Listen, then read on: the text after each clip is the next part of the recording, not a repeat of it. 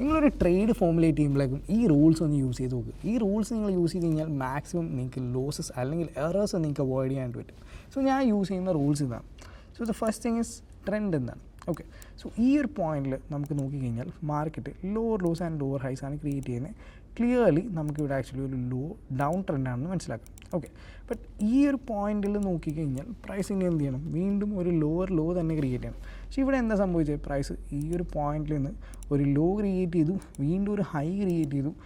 ഒരു lower low create ചെയ്യേണ്ടതിന് പകരം പ്രൈസ് ആക്ച്വലി ഒരു ഹയർ ഹൈ ആണ് ക്രിയേറ്റ് ചെയ്തത്. അപ്പോൾ നമുക്ക് അവിടെ നിന്ന് മനസ്സിലാക്കാം പ്രൈസ് ഇവിടെ നിന്നൊരു ടേൺ അറൗണ്ട് ചെയ്യാനായിട്ട് ചാൻസ് ഉണ്ടെന്നുള്ളത്. ബട്ട് അത് നമുക്ക് കൺഫേം ചെയ്യാനായിട്ട് പ്രൈസ് നമുക്കൊരു ഹൈയും കൂടി ബ്രേക്ക് ചെയ്ത് കഴിഞ്ഞാൽ നമുക്കത് കൺഫേം ചെയ്യാൻ പറ്റുള്ളൂ. സോ ഈ ഒരു ഹൈയും കൂടി ബ്രേക്ക് ചെയ്യാണ്ട് നമുക്ക് വെയിറ്റ് ചെയ്യാം. ഓക്കെ,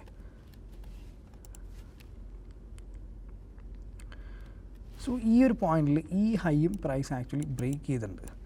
സോ ഇനി second thing, where is market heading. Market actually എങ്ങോട്ടാണ് മൂവ് ചെയ്യണമെന്ന് നമുക്കറിയണം.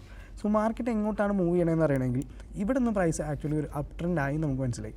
ഇനി ഇവിടെ നിന്ന് എങ്ങോട്ടായിരിക്കും മാർക്കറ്റ് പോകുന്നത്, അതിന് നമ്മൾ ജസ്റ്റ് ഒന്ന് പ്രീവിയസ് ഡാറ്റ നോക്കിക്കഴിഞ്ഞാൽ ഇവിടെ നല്ല രീതിയിൽ തന്നെ ഒരു ഇംബാലൻസ് ഇവിടെ മാർക്കറ്റ് ക്രിയേറ്റ് ചെയ്തിട്ടുണ്ട്. സോ ഈ ഇംബാലൻസ് എന്തായാലും മാർക്കറ്റിന് ഇനി കമ്മിങ് ഡേയ്സിൽ ഫില്ലപ്പ് ചെയ്യണം. സോ ഈ ഒരു പോയിന്റിലോട്ടാണ് മാർക്കറ്റ് ഹെഡ് ചെയ്യണമെന്ന് നമുക്ക് മനസ്സിലായി.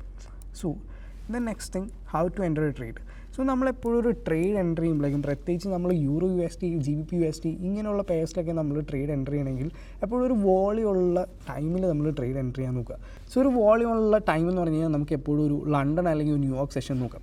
സോ ഈ ഒരു പോയിന്റിൽ പ്രൈസ് നമുക്ക് സെഷൻ ഇൻഡിക്കേറ്റേഴ്സ് കൂടി യൂസ് ചെയ്യാം. സോ സെഷൻ ഇൻഡിക്കേറ്റർ ഞാൻ ഓൾറെഡി പ്ലോട്ട് ചെയ്ത് വെച്ചിട്ടുണ്ട്, Asian session range. So session indicator നിങ്ങൾ പ്ലോട്ട് ചെയ്യാൻ അറിയാൻ പാടില്ലാത്ത ഒരാളാണെങ്കിൽ ജസ്റ്റ് ഒന്ന് ഇൻഡിക്കേറ്ററിൽ പോവുക.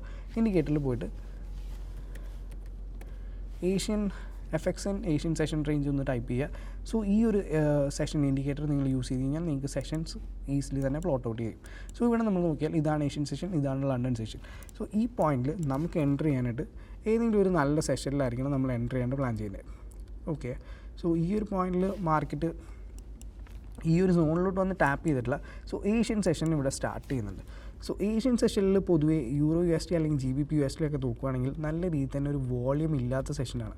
സോ അതിന് ശേഷം ഏകദേശം ഒരു 6:30 to 12:30 വരെയാണ് ഏഷ്യൻ സെഷൻ. ആൻഡ് 12:30 ലണ്ടൻ അല്ലെങ്കിൽ പ്രീ ലണ്ടൻ ഓപ്പൺ ആകും. സോ പ്രീ ലണ്ടൻ ഓപ്പൺ ആയപ്പോഴേക്കും നല്ല രീതിയിൽ തന്നെ ഒരു പുഷ് ഇവിടെ നമുക്ക് കാണും.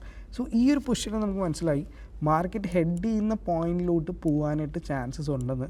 ഓക്കെ, സോ ഇനി നമുക്ക് എൻ്റർ ചെയ്യാനായിട്ടുള്ളത് നമ്മളുടെ next rule, how to enter.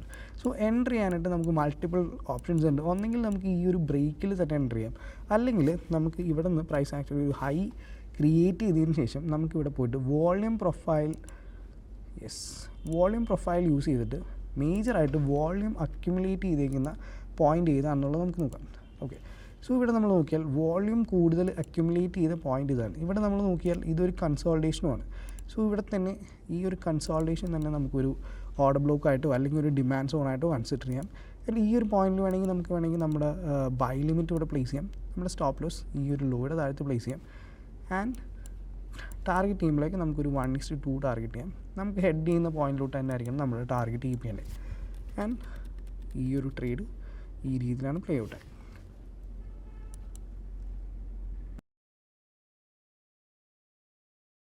So ഇതിൽ ഞാൻ നിങ്ങൾക്ക് 4 റൂൾസും പറഞ്ഞു തന്നായിരുന്നു. സോ 4 റൂൾസ് ഞാൻ ജസ്റ്റ് ഒന്നും കൂടി ഒന്ന് പറയാം. സോ ട്രെൻഡ് എന്താണെന്ന് നമ്മൾ ഫൈൻഡ് ഔട്ട് ചെയ്തു. ട്രെൻഡ് നമുക്ക് ഈ ഒരു പോയിന്റിൽ തന്നെ അപ് ട്രെൻഡ് ആണെന്ന് മനസ്സിലായി. സോ അപ് ട്രെൻഡിനനുസരിച്ച് നമ്മൾ ആക്ച്വലി ട്രേഡ് പ്ലാൻ ചെയ്തു.